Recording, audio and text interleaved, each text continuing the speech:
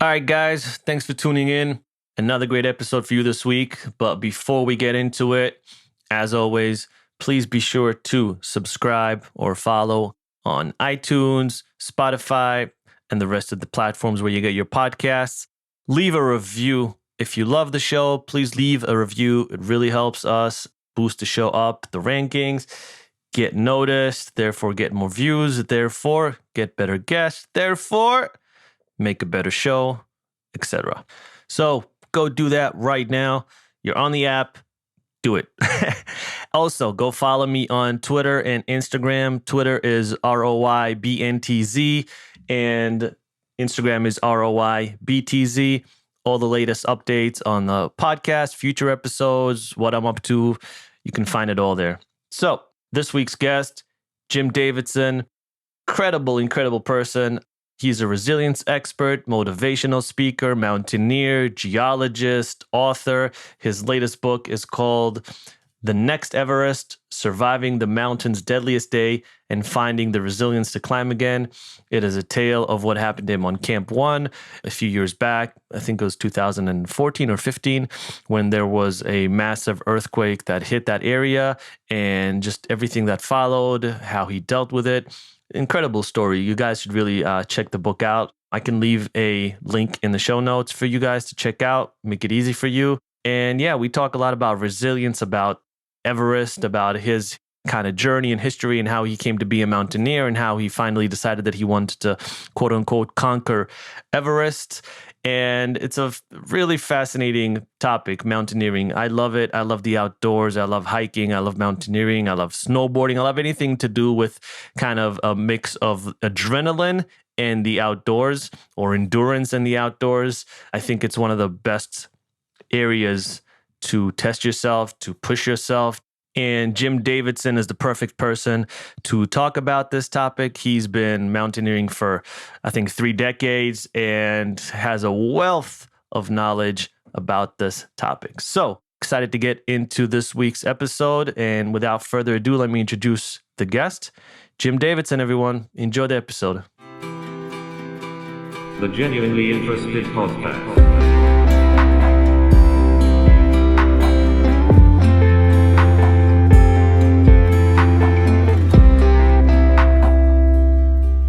How you doing, Jim?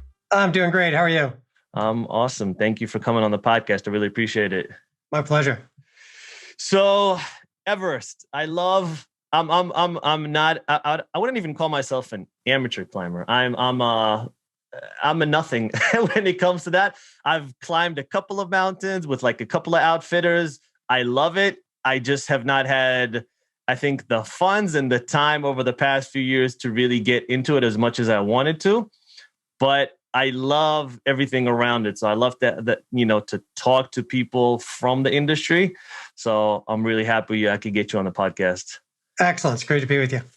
All right. So let's get a little bit of background. Where were you born?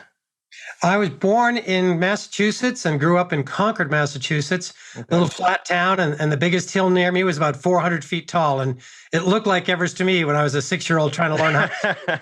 I didn't know there were bigger peaks, but I got a little older and started backpacking on the Appalachian Trail through New England. And that started me on my path of being a mountaineer.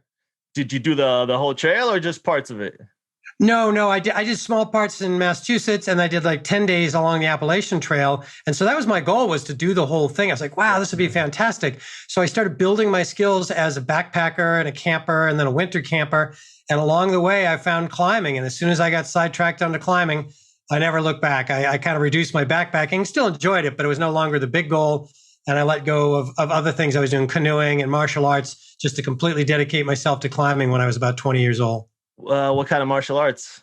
I did a little Taekwondo for a while. I missed it. It was really fun. But I think actually it helped me out because it taught me how to have an intense focus and to train hard for something you want.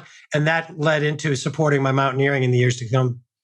So there wasn't enough space in your life maybe to like do a little bit of Taekwondo, like go like 80-20, like 20% Taekwondo, 80% mountaineering.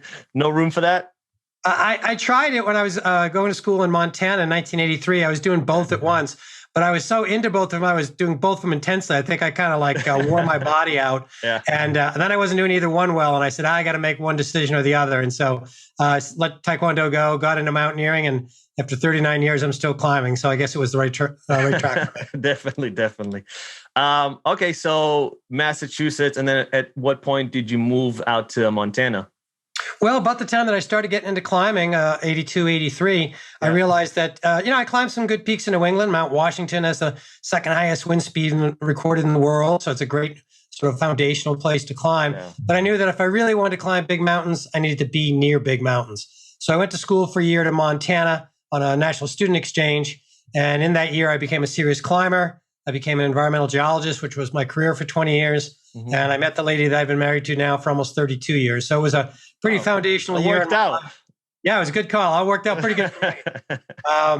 And then eventually when I went to go to graduate school for geology, I knew I had to be near the Rockies. So I moved out to Colorado in 1986. Yeah, that seems to be, I've had a few mountaineers and just adventurous type of explorers, and a lot of them are from that area. It just seems to breed, I don't know, this breed of explorers, mountaineers, people who like the outdoors, who want to explore it to its absolute limit, maybe. Yeah, well, there's just such a playground out here. I mean, I moved here in 86 with a list of climbs I wanted to do that was probably as long as my arm. Yeah. And I've been out here, 36 years now. And the list of things I want to do is even longer than when I got here 36 years ago, because you open your eyes up. I mean, we have like 58 peaks that are higher than 14,000 feet. Yeah. Probably several thousand peaks that are higher than 11,000 feet. So there's just an endless supply of peaks to climb and people to do it with. And so you can learn through osmosis by hanging out with people that have more experience than you. Yeah, it's probably, I would assume, the biggest climbing community in the country, right? It's certainly one of the biggest. There's a couple other great pockets in New Paltz, New York. There's a great rock climbing pocket up the White Mountains in New Hampshire, California, and Yosemite, and then up in the Northwest for volcanoes. So they're all different flavors of climbing, but I'd put it in the top 5 places to be for climbing in the United States for sure. So you're a geologist by trade, but then you managed to be a mountaineer as well? Or were you a geologist for so many years and you're like, you know what, I have to start putting more time into my true passion, which is mountaineering? Well, for the first 20 years, it was both. I was, I threw myself into climbing and I learned how to rock climb, learned how to ice climb, and did that on the low peaks around the United States for about 16 years. And that's when I worked as an environmental geologist. And, they kind of went hand in hand, being outside, being in touch with nature and understanding how the mountains form and how to move through those mountains. Mm-hmm. So those two kind of went hand in hand. And then I started doing the high altitude climbing. I got involved with the local outdoor program here at the university in Fort Collins, Colorado, where I live. And we started taking college students on expeditions. And we would teach them ice climbing in the off seasons and go on an expedition about every other year. And so I started getting more and more serious about the climbing. And so those two kind of went hand in hand for a long time. And I never really became a full-time professional climber. It's that I was a very serious climber as a geologist. And then when I converted over to being a motivational speaker and a writer like I am now, then that opened up even more doors for having more time to do the climbing. So it's kind of a long, slow shift over the decades. Yeah. So you think being a geologist gives you an advantage out in the mountains? Like, maybe the formation of the rocks, you how the mountain speaks in a certain way?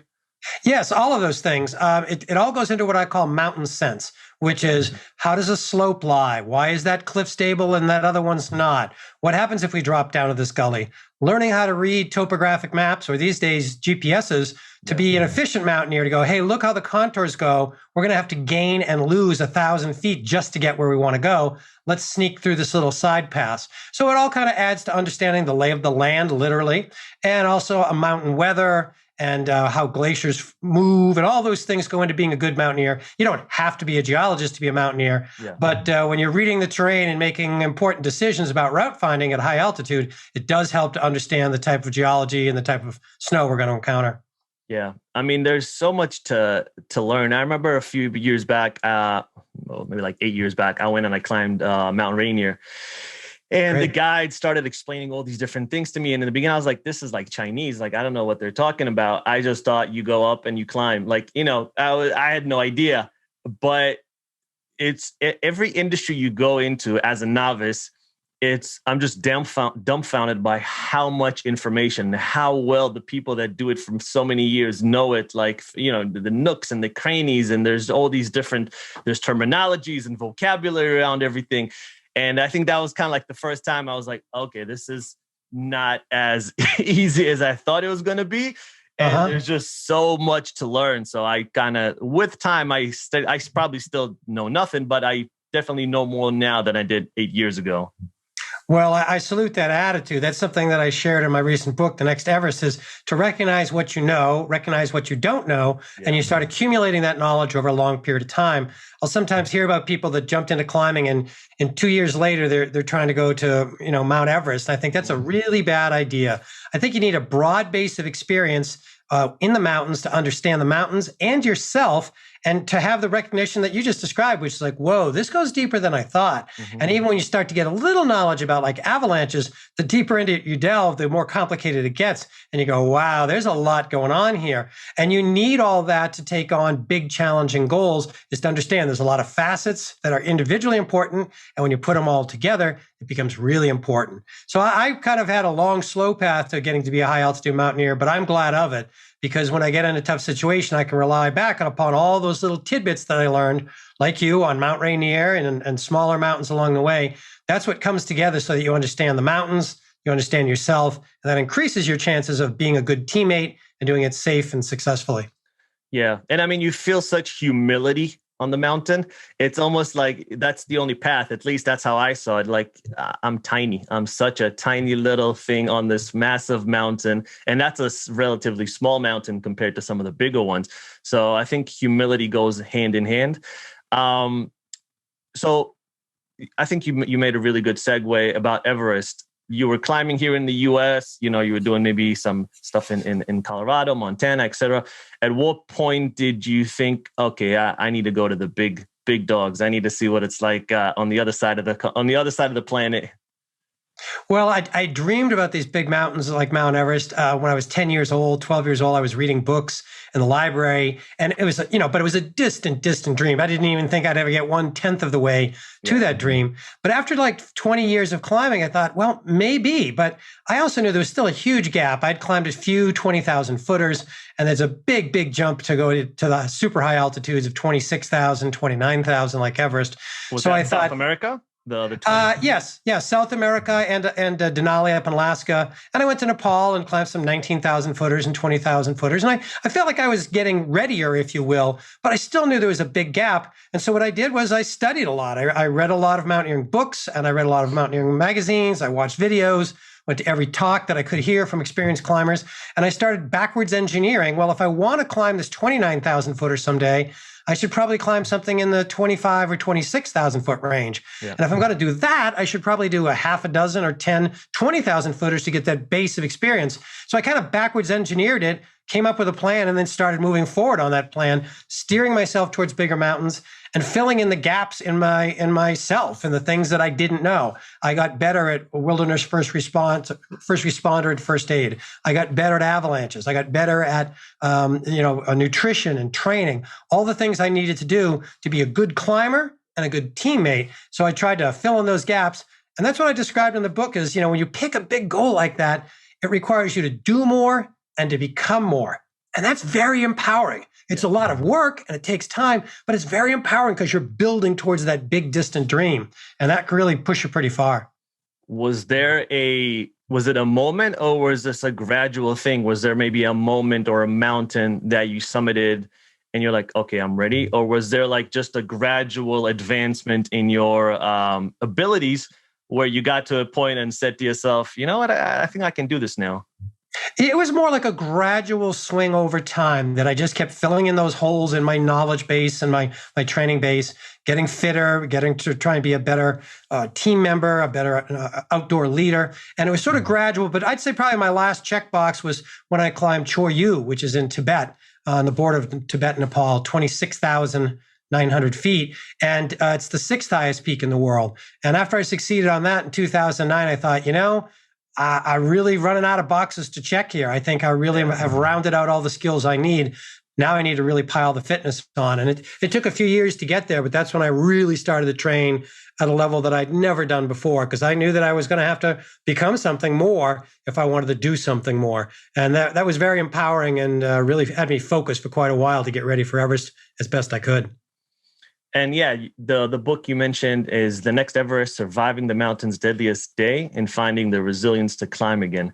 And before maybe you tell us a little bit about the book, why do you think Everest, seeing as you've been there many times, why do you think it attracts such crowds each year? Where I think the government there, they put a cap on how many people, if I'm not mistaken. But why do you think there's such like a mystique and allure? Is it just simply because it's the highest, or is there something else that kind of draws people every year? Well, I think the initial attraction is it's the highest peak in the world, top of the world. That's a quick little label. Every third grader across the planet knows the highest peak on the planet, whether they call it Everest or Sagarmatha or Chumulungma, the other names it goes by in Asia. They all know that the highest peak on the planet is Mount Everest. So that's the initial attraction. But as you start to become a more serious climber and you start to appreciate the more subtle rewards of the mountains, just the closeness to nature, the trying to do something difficult with your friends, the awe that you experience going to these other places on the other side of the planet, it starts to pull you in at a more spiritual level. So I think if you're drawn just at that shallow kind of bucket list, tallest, fastest, biggest, that can be a motivating factor, but I don't think it's kind of a deep resonant motivation. Because, if you go to Mount Everest and you get stormed off, if you're just trying to check the list, you might be very disappointed, maybe even disgruntled. But if you're there because you realize it's crafting me into something better, I get to see nature's grandeur, I get to try something difficult with people of a like mind who are going to help me become a better human, then if you don't reach the top, you still walk away with all those other rewards. So I think there's sort of a shallow level of the highest, and then the more deeper level of what it's going to require you to do and to become. I see. And the book, can you tell us a little bit about the book? Yeah, I'd been a climber for many decades. When I went to Everest in 2015, I had written a prior book about surviving a difficult adventure in the mountains that my good friend and partner lost his life on Mount Rainier, and I barely survived. So I was in the mode of being a storyteller of adventures, and more important, a storyteller of resilience lessons from those adventures. So I knew that the mountains could be difficult. I had lost friends in the mountains, but I still wanted to go to Everest. So in 2014, I finally fully dedicated myself to it. I had a difficult conversation with my wife and said, okay, I've been talking about Everest the whole 30 years you've known me, and now it's time for me to go. And she was nervous, of course, but knew it was a key part of who I am. So in 2014, I started training, the hardest I ever had in my entire life. And in the spring of 2015, with about 33 years of climbing behind me, I went off to try and climb Mount Everest. And as it turns out, the season I picked turned out to be the deadliest year and the deadliest day on Mount Everest, because a huge earthquake slammed it in Nepal. Yeah, there's some video of you up in, what was it, Camp 1, I think? Correct. Yeah, it looks very scary. Yeah. We had done, like all climbers that go to climb Mount Everest, you have to climb lower peaks to get your body used to the altitude. So you go to Mount Everest about 2 months before you're even going to make your summit push. And you're climbing 16,000 footers and 18,000 footers. And once you get to 18,000 feet, the air is half as thick as it is at sea level. So there's half the amount of oxygen. So and your body...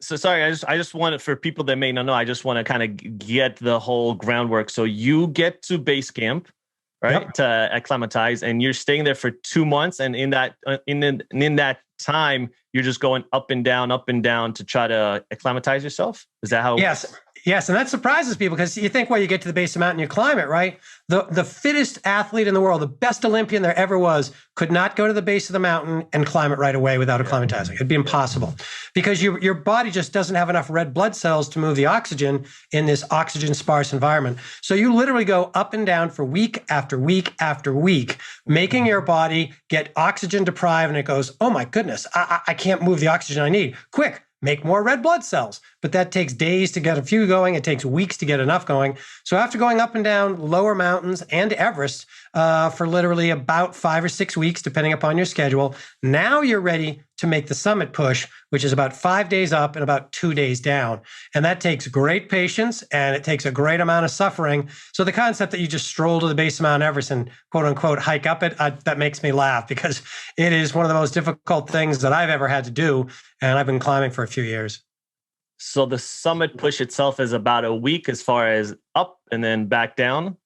Correct. Yeah. Depending on your schedule, 4 or 5 days up, a day or two down. And there's a little bit of variation depending on how you set it up strategically. But, you're literally training for a year and you're literally in Nepal or Tibet for, 6, 7 weeks to get ready. And then you finally make that 5-day summit push to the top. Yeah. How important do you think is self-awareness on the mountain, knowing that the summit essentially is only the halfway point, right? You still have to go back down. And I don't know what the stats are, but I did hear that some of the deaths that happen are actually on the way down, maybe because they don't have enough oxygen or they don't have, whatever it is, but that does happen. Yes, you asked very astute questions. It's absolutely true that we spend much of our time going up the hill, less amount of time coming down because it's easier. Yeah. But in spite of that, a lot of deaths happen on descent, and a lot of deaths happen after the summit on descent for reasons that you were getting at, which is first of all, you're physically exhausted. If you're on a mountain like Everest. You've been going up and down the mountain for 50 days, 60 days. So your body is absolutely depleted. There's so little oxygen up high, even with the supplemental oxygen tank. And that doesn't make it completely easier. It just makes it a little bit easier. Yeah. Even with that, you can't sleep the last couple days. You can't eat very much. You can't drink enough water. So you're depleted in every way. And now you're going to do a summit push on the last day or two that you're going to be awake for 24 to 36 hours. And you're going to be doing exercise about 4/5 of that time. So the way to put it would be like this. Imagine having the flu, drink a whole lot of alcohol and wake up with a really bad hangover. Now go to the gym and get on the treadmill for 18 hours. Okay, 18 hours, very little food and water. And then when that stops, then you can walk down the treadmill for another 6 to 12 hours. That's what it's like on the last day or two on the summit push of Mount Everest. Sold. That sounds lovely. I just really selling it to you. Yeah, you're really selling it. Yeah, that does sound horrific. Why do you do it then? I think that's something a lot of people ask, right? And yes. I'll be honest, it's so funny. And again, mine is, 1,000,000 times less, right? I had a little bit of experience on Rainier, and on Shasta as well, Mount Shasta in California. But I was kind of miserable the whole time. And I told this to my wife as soon as I got down. Like the whole time I was miserable, I was tired. It's not very comfortable. It's kind of cold. It's kind of hot. You're sweating. You're cold. You don't know what's going on. And the whole time, like in my knees hurt going down. I remember I was like, all right, maybe this isn't for me because it kind of sucks. And then as soon as I got down, I was like, wow, that was amazing. I can't wait to do it again. You have just defined the conundrum which all mountaineers suffer by, which is when you're up on the hills, it is all of those difficult things for sure. But when you come down, you've got the knowledge of what the world is like up there and what you're capable of. And so really what you're doing is you're slowly refining yourself into a better version of you. One that can deal with heat and cold and uncertainty. One that can deal with less sleep and crappy food and the scariness of being on a mountain ridge. All of those things make you a better version of you, and I think they make you more resilient. And that's something that I talk about a lot in my book and my professional speaking, is trying to make yourself more resilient for that next opportunity that comes along, or maybe that next scary challenge that comes along. And so by doing a mountain like Rainier, maybe you're capable of doing Denali up in Alaska. And if you can go on Denali safely and succeed up there, maybe you can go to South America, and maybe you can do Everest. And you know what? After Everest, there's going to be other challenges and other opportunities that may have nothing to do with mountaineering. And I think that's the big thing, is to pick something that brings the passion out in you. For some people, it's marathoning or music or meditation. For me, it's mountaineering. So you pick that task, you refine yourself into a better version of you, and that makes you more capable for all the other things in life, including fun things like starting your own podcast and starting a business and getting through school, and the tough things, dealing with illness and family problems and money problems, because there's going to always be another challenge, another opportunity ahead. And that's why I say you have to get ready for that next Everest, because tough things are going to happen and we have to be as resilient as we can before those tough things arrive. Yeah, it's interesting. There's so many motivational speakers nowadays, and there's so many of these, I don't know, online gurus that try to sell you stuff. But I don't think I've ever heard someone talk about resilience. That's pretty rare. So that was something that was interesting to me, because that is so important. I was in the Army, so resilience is something that you just kind of learn by default. Right. But it's very, very important because, like you said, life is tough, and maybe here in the West, it's a little bit easier. So what we consider tough, we have a lower bar maybe for tough. For us, bad hair day for some people can be a tough day, but when you travel and you see what tough really is sometimes, and I'm not diminishing, it's all subjective. Whatever you consider tough is tough. But when you travel, sometimes you realize, oh, okay, this is, I lived in Africa as a kid, and you really see what tough is for some people. But that is super important, because with this social media age and everyone becoming a little bit softer, I do think that resilience is key. Being a little bit harder, a little bit tougher, it's key. Absolutely. I mean, your experience as a traveler growing up in Africa, you realize, hey, things can be a lot tougher than they are in Colorado or New York. So we have to have an appreciation for what we do have and an understanding of how much people can deal with. And then I imagine that, after you came out of the Army, you were not only a little tougher, you were a little bit more resolved. You knew what it meant to work as a small team and part of a big, big team protecting a country. And so those are all sources of resilience. And that's how I came to the word resilience many years ago as a speaker. You'll hear some people talk about tenacity. That's great. Perseverance. But resilience, I think, is a little bit broader, includes all of those, including learning from the times when things go wrong. Because, when things go wrong, maybe something tragic happens in your personal life, or we have a pandemic, you kind of have a choice. You can curl up into a ball and hide in your basement and never come out again because bad things happen. Or as you learn through your military experience and others learn through travel, you know what? You can dust yourself off and go, all right, that was difficult, but now I'm a little bit smarter, a little bit tougher, a little bit more wise, and maybe even more patient. Yeah. And I can use all that for the next challenge ahead in the military or the next challenge ahead in life. And so now you're more resilient. Whether things go your way or whether things go against you, you know that you've been through tough things before and you can get through this one too. So that's why I focused in on resilience years ago as a motivational speaker. And you're right, when I first started talking about it, there were like no resilience speakers. And I said, I'm either onto something or I'm crazy. I'm out here in left field by myself going, hello, everybody. But as the world gets more sped up, it gets more challenging.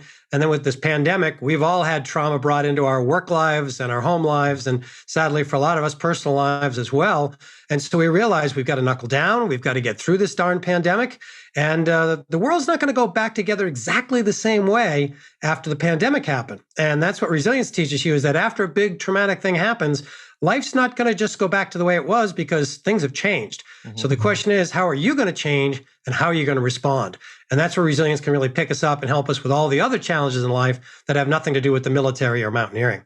Yeah. So I guess what are some fundamental tools that you teach people in order to be resilient, in order to face maybe the oncoming tornadoes in their life? What are some tips that you can give people that they can actually apply? Yeah, everybody's resilience, I think, can come from a different place. Mm-hmm. I learned a lot working with my dad, doing industrial painting jobs in New England, climbing church steeples and electrical towers. But I learned to work in a small team and get the job done and watch out for my partners up in these high electrical towers and church steeples. So a lot of my resilience comes from things my dad taught me, but for somebody else, it may come from their military obligations and experiences. Their loved ones, the grandparents that raised them, their religious commitments. It can come from different places, but the key is to know where your resilience comes from. So when things get tough, you can look inside yourself to that place of resilience and go, okay, this is not going to be fun. This is not going to be easy. And I don't want this. But here's what I'm going to do to get through this. So first you tap into your personal resilience. And then when you can kind of stabilize things, you need to lift your head and look around and say, who around me needs some help? And that's what I call being a resilient team member. Just jump in and go, hey, Ben, let me help you with your pack. Hey, neighbor, let me try and help you shovel your walk because you're a little older or something like that. You try and put in resilience to others. And in doing so, that uplifts you. It becomes like a positive feedback loop. And I think the next level up is when the uncertainty hits. If you're looking at a situation, you go, my goodness, this is a mess. Somebody needs to do something. You're probably right. And because you recognized it, that somebody is probably you. Yeah. And that's when you've got to step forward as a resilient leader and go, okay, I don't have all the answers, but I think I know the way we need to go. And I'm going to put myself on the line and step forward. This is going to be harder and scarier, but I think I know the path or the direction we should go in. And so it's kind of an expanding set of ripples of finding your resilience and pushing it out to others. And you lift up them, and then later on, they'll lift up you. And that's how we get through tough things. Yeah, that's a really interesting way to look at it. By helping others, you help yourself. And in the Army, that's definitely something they teach you. I remember I used to see guys that are scrawny little guys, weigh like 120, lift up guys that weigh like 220 on their shoulders and carry them up a hill at 110-degree weather. And I was like, I wasn't the strongest guy, but I remember I looked and I was like, how did he do that? Like the character that he had. And they teach you that, like, a no man left behind type of situation. Right. And yeah, I think that was one of the first times I was like, wow, that person was doing more than he was physically capable of doing just by sheer mental drive and determination. And I remember that always stuck with me.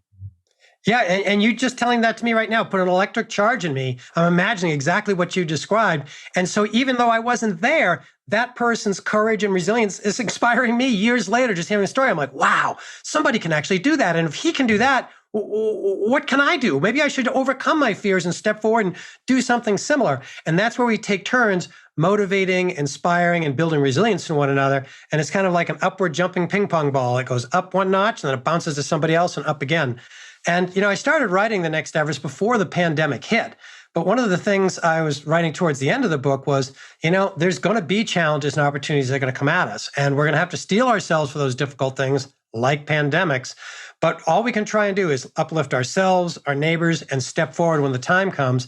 Because, whether it's, a marathon or music or meditation or mountains, it kind of, the outcome is just the small bonus at the end. Yeah. It's who you become and how you behave along the way. That's the important things that these passions can teach in us, and we can hopefully inspire in each other, is to do our best in spite of the conditions and try and take care of each other. Yeah, no, that's very true. There's a lot of times they try to sell motivation as almost like a good, like, oh, let me sell you this good, right? Like, let me sell you like, I don't know, a phone or a book or a headset, whatever it is. They try to sell motivation, inspiration as a consumer good a lot of times. And I don't think it's that. I don't think it's, here, take this thing, and through this thing, you will be better. I love that the journey that you just described. And I think through that journey, whatever it is, it's 6 months, it's 6 years. At some point, you look back and be like, oh, wow, I changed so much. I achieved so much. There wasn't an end goal. They're like, hey, take this course, and in 6 months, you'll be amazing. It's not that, No, it's, you hear that stuff, 3 steps to, being rich and smart and pretty and fit. And it's like, I don't think so. It seems like hard work on all those fronts to me. But I think of it as an upward spiral, which is, you're kind of going around and you get a little better at working out and a little bit better at, being a good reader and being a good neighbor. And you kind of just slowly completed a lap and you've moved up a notch. And now you know more. And like you said earlier, you don't know what you don't know until you get there and you go, oh, wow, there's more to fitness and there's more to being a kind member of my community than just shoveling walks. Maybe I need to think of those that are less fortunate than me, or maybe I need to think long-term about protecting wildlife and open space for my generations yet born. So it's an ever upward spiral, but you're slowly refining yourself into a better version of you. It's not all going to go well. It's not all going to be successes, but there's actually even strength in that. You see, traumatic things can happen on a personal level, car accident, a loss of a loved one, or as we found out, even on a national or global level with pandemics. And you can't make those traumatic things go away. The world is different. But psychologists have noticed that something else goes along with post-traumatic stress. You can also have post-traumatic growth.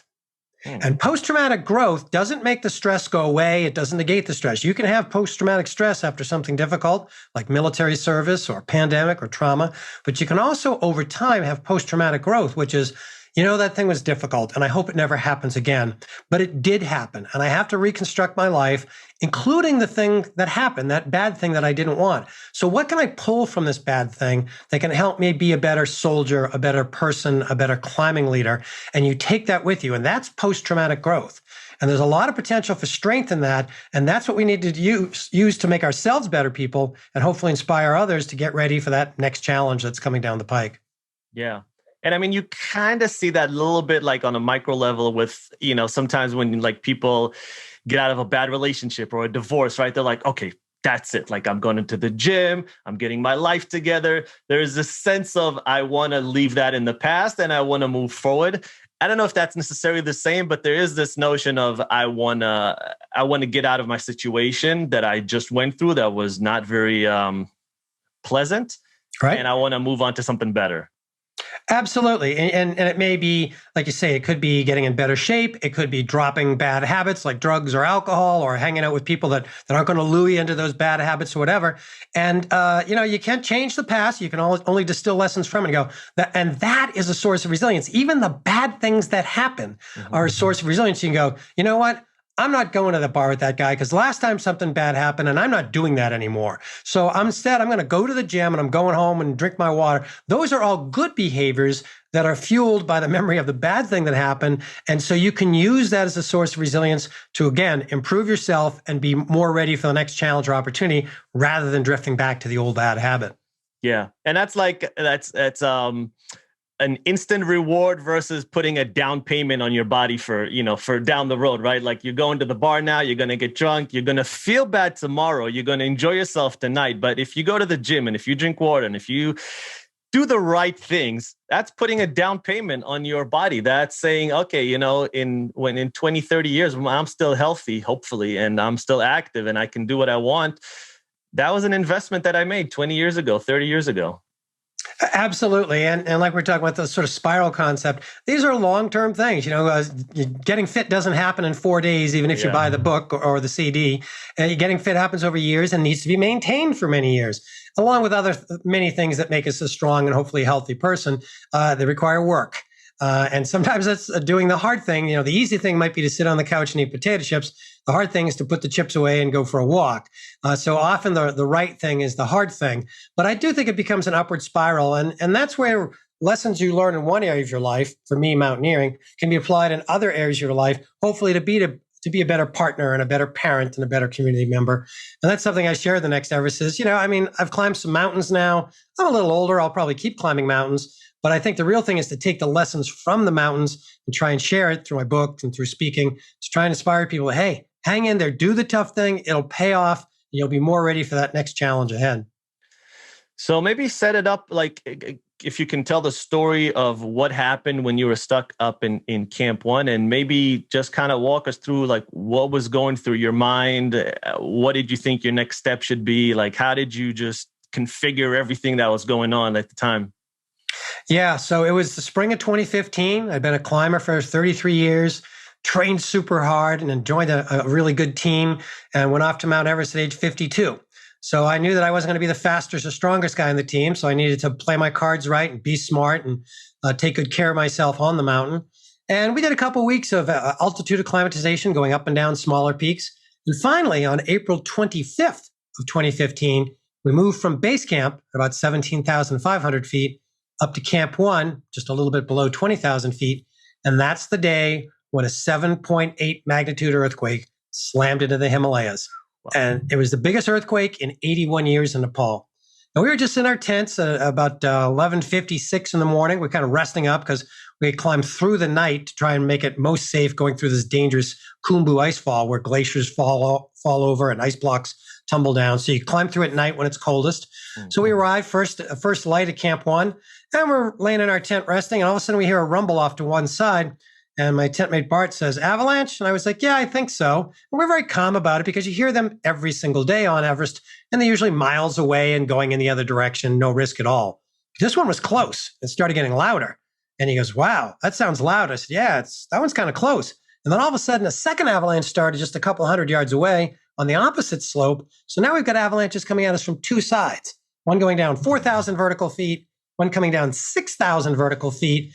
And as a geologist, I thought, 2 avalanches at the same time? That's not right. What's the cause?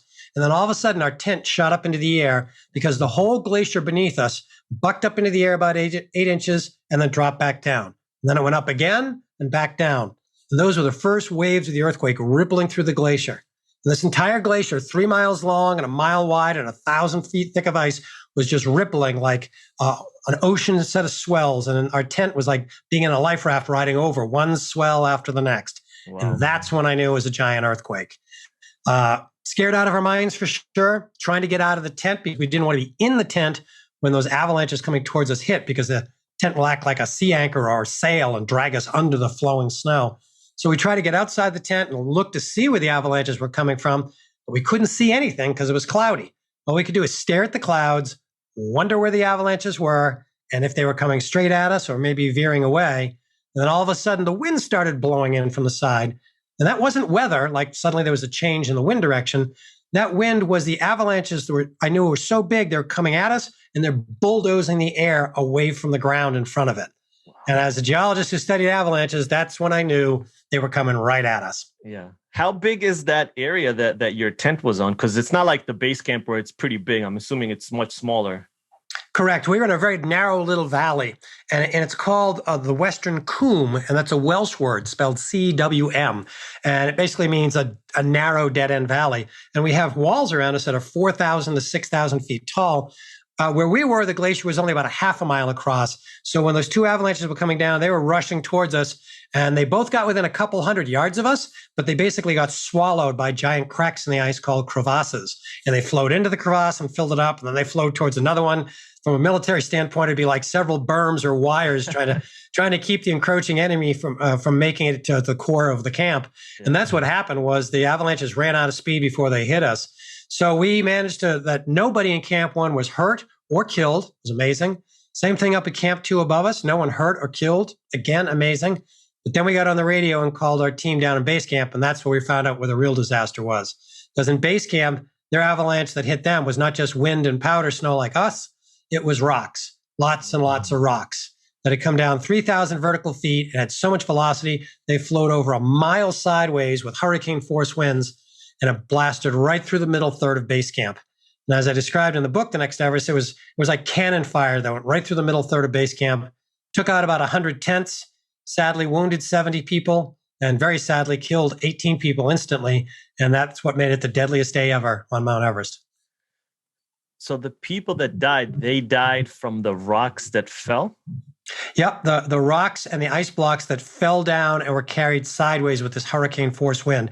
It was like a tsunami, hundreds of feet tall, just filled with first ice blocks and rocks coming into camp. And then when it picked up 100 tents worth of stuff, it threw those tents, barrels, sleeping bags, people, everything. It just hurled it all downwind about a third of a mile and scattered it all over the glacier, an area about the size of 10 football fields, and just covered it with debris and people. And that's how people were killed, was by the blunt force trauma of getting hit by objects or being thrown away by the wind. Ooh, that's rough. Very tough, sad situation. So I'm assuming you went straight down after that, right? That's what we wanted to do for sure. I was a wilderness first responder, and many people around me were paramedics, EMTs, ER docs. We wanted to go back down, but our route back down through the crumbling Khumbu icefall had been wiped out by other avalanches. So the ladders we need to cross those cracks in the ice and the ropes we needed were all buried or dropped inside the glaciers. So we were stuck for about a day and a half up at Camp 1, and we're trying to support our teammates over the radio, but we just couldn't get back down there. After about 24 hours, they had moved the wounded out by a few helicopters, and they started gathering the bodies up, and the medical emergency was over. But there was still a disaster in base camp because so many tents had been wrecked, and the medical, one field hospital had been buried by flying rocks as well. And we were stuck up at Camp 1. So after about 40 hours, they managed to find a small window of open weather and use those helicopters to evacuate everybody out of Camp 2 that was above us and Camp 1 where I was. And they had a bunch of sorties all day with these helicopters flying back and forth. And this is at almost 20,000 feet. And so these helicopters can normally carry 6 people, supercharged helicopters, but at that altitude, they can only carry 3, a pilot and 2 passengers. So they ran about 90 flights back and forth in 6 hours and got everybody off the mountain. Wow. And we were glad to get back to base camp, but we realized we'd stepped right into the middle of a mass casualty incident. So within the hour, me and my teammates were over there digging by hand and with shovels and pickaxes, trying to recover medical equipment out of the overrun field hospital because there were still walking wounded that still needed attention. Do you even have time to think in that situation, or is it just pure instinct that you're working on and adrenaline? In the first moments of the avalanches and the earthquake, it was adrenaline, but tempered a little bit by prior experience, which was I knew we had to get out of the tent because the avalanche will drag us under if we're in the tent. So we got outside. I also had my avalanche beacon, which is an electronic transceiver that sends a signal out and can receive it. And so I took a few risky seconds and put that on my body and powered it up. And it took 6 long seconds for the electronics to warm up. But I knew that if I got buried, it would improve my chances of safety because my teammates can hopefully find me. Or if they get buried, I can help my teammates by tracking them down with my transceiver. And so I try to do just small things like that to enhance my safety and my teammates. Those were very small increments of safety, but just a little bit. And so in that moment, the first 3 to 5 minutes when the earth was shaking and the avalanche debris was rushing towards us and the wind, it was kind of, instinct, but also tempered a little bit by prior experience. Once that goes past and you look at yourself and you realize you're okay, that's when you need to start asking yourself, how can I be resilient? Not panic and scream and demand help from others, but how can I sort of take care of myself? So I put on more clothes and got myself ready and got outside and try to see if other camps nearby were okay. And that's shifting from the resilience for self to the resilience for others. And then once things calmed down, we had a while to think about it. We began to think, how are we going to get out of this mess? And that's when we started getting resilience from our community. We talked to the other teams nearby and said, how much fuel do you have? How much food do we have? They have spare radios for the other teams. They've got batteries. So start, pooling our resources to help take care of each other. And then after 40 hours, we made it down to base camp after the helicopter ride. Then it's like, well, I'm healthy. I just got off the glacier. I'm lucky to be alive.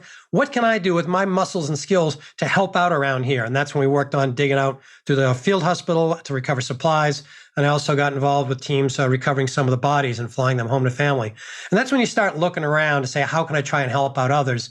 And in the long run, that led to us also descending away from Mount Everest very slowly. We knew the expedition was over. Climbing a mountain for recreation is not important in the middle of a disaster like that. So we tried to help the Nepali people disassemble their houses so they could rebuild them, raise some money on the ground, literally just by passing the hat, literally to collect money at first. And then we got back to our respective countries doing a lot of fundraising by presentations and friendly auctions in the community to raise money, trying to help out from afar, because that's all you can do is try and uplift the others that have been impacted by this tough situation. I think that's why it's so important to, like you said, do the homework, be prepared, go through the necessary courses, do everything you need and not just jump into it because, I don't know, maybe you have money and this is a bucket list item. Because when everything goes smoothly, even then it's dangerous, but when everything goes smoothly, great.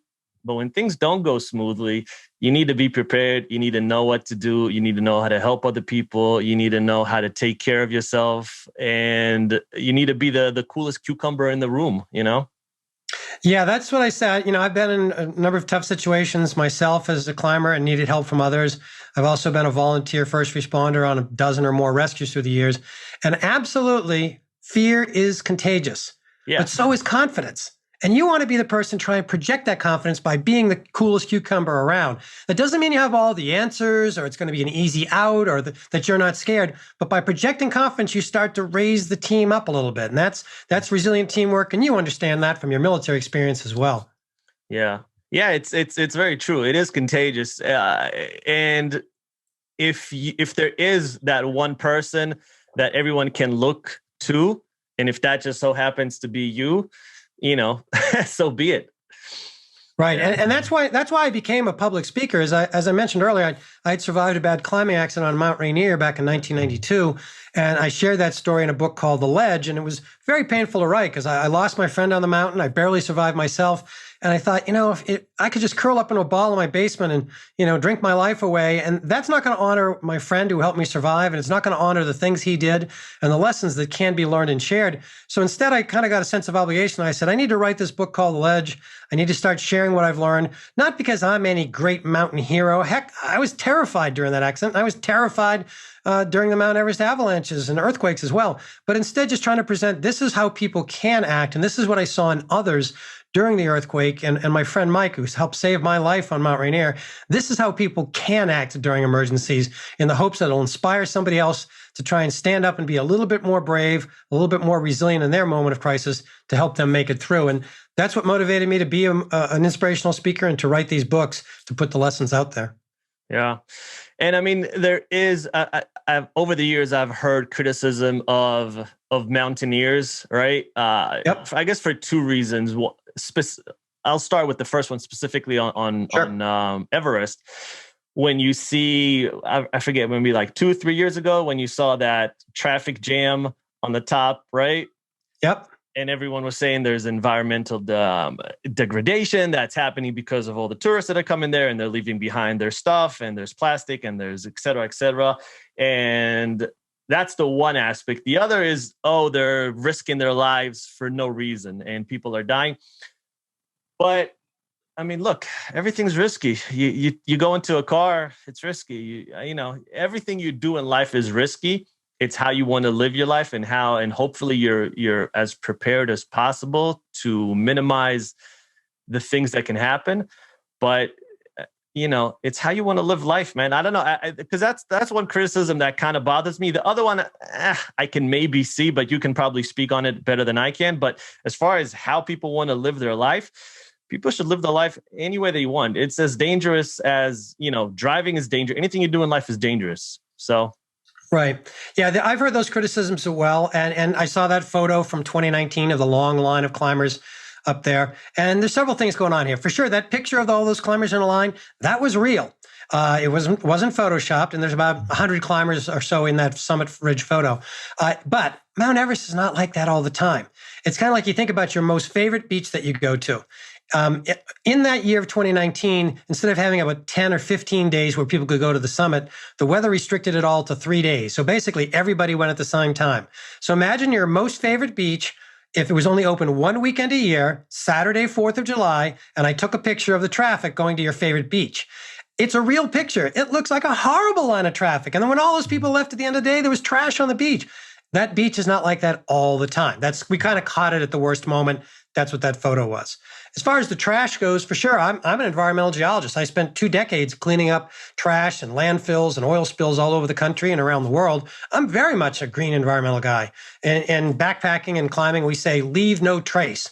That means pick up your trash, pick up any trash or any trace of trash that somebody else may have left, and even think about don't break branches, don't step on the flowers. Those are traces as well.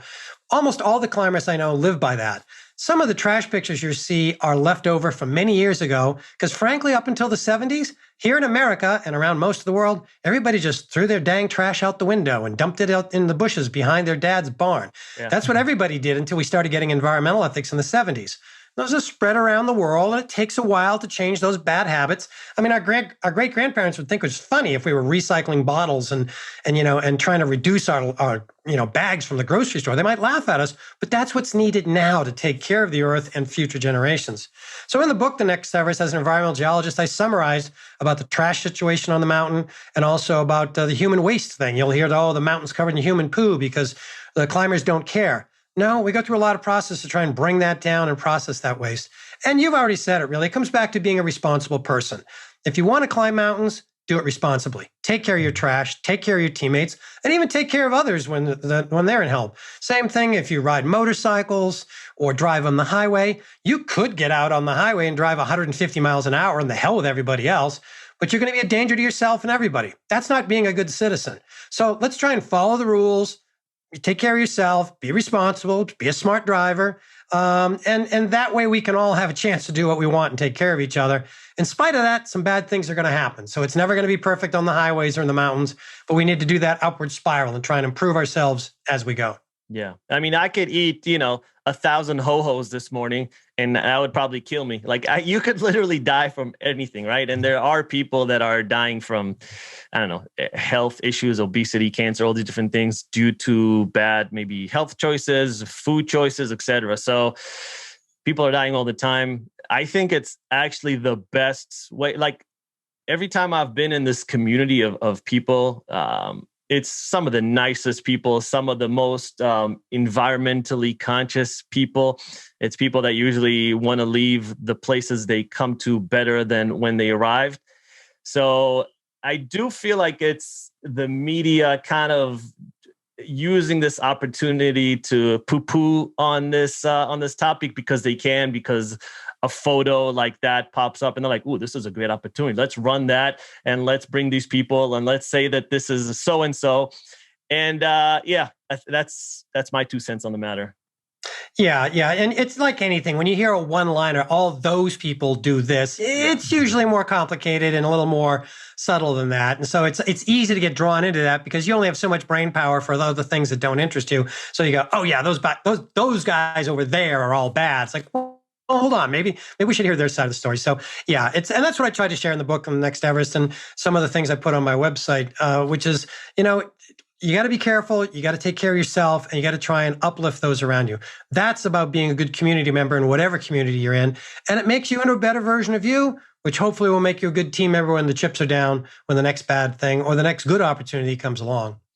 I saw, I think it was last week or the week before, a fella named Arthur Muir became the oldest American at 75 to climb Everest. Yeah, well, I just salute him. I mean, I can see how I'm 59, almost 59 now, and I'm not as fast as I used to be for sure. And so to see someone who's that much older than me doing it, I salute his tenacity. And, he probably worked really hard to get to that point. So I think that's great.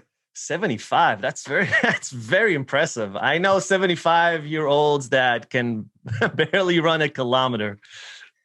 Absolutely. Yeah. And everybody has their own challenges. You got to do the best with what you got. But we can't use that as an excuse just to give up and go, "Oh, I'm just going to eat ho-hos and sit on the couch because I'm 38 or 58 or 75. I don't have to do anymore." No, try and do the best you can to take care of yourself and be ready when things happen. I think that's sort of our basic responsibility to ourselves and those around us. Yeah. So before we go, you mentioned earlier that you still have, a bucket list that's as long as your arm. What are some things left on that bucket list that you still want to do?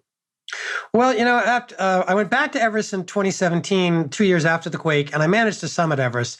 And after I summited Everest, I was pleased that I got that far, but certainly there's no pride or conquering. I was very, very humbled on top. I thought, wow, how lucky I've been to try and get to this place and have the resources and to meet the people who could help me out and do my share of the work. And so one of the things I said to myself on the way down was I want to try and help other people meet their goals. Now I've still got climbs I want to do, and I want to get back to running half marathons for sure to stay fit and try and get these dang 9 pounds on my waist from COVID off that waistline a little bit. But so I've got things I want to do, but I've climbed the highest mountain there is. I'll keep climbing mountains, but as I get older and slower, there'll probably be smaller and smaller mountains. I may be back to Eastern Massachusetts, looking up at that 400-foot ski hill going, "Man, that looks like a big hill."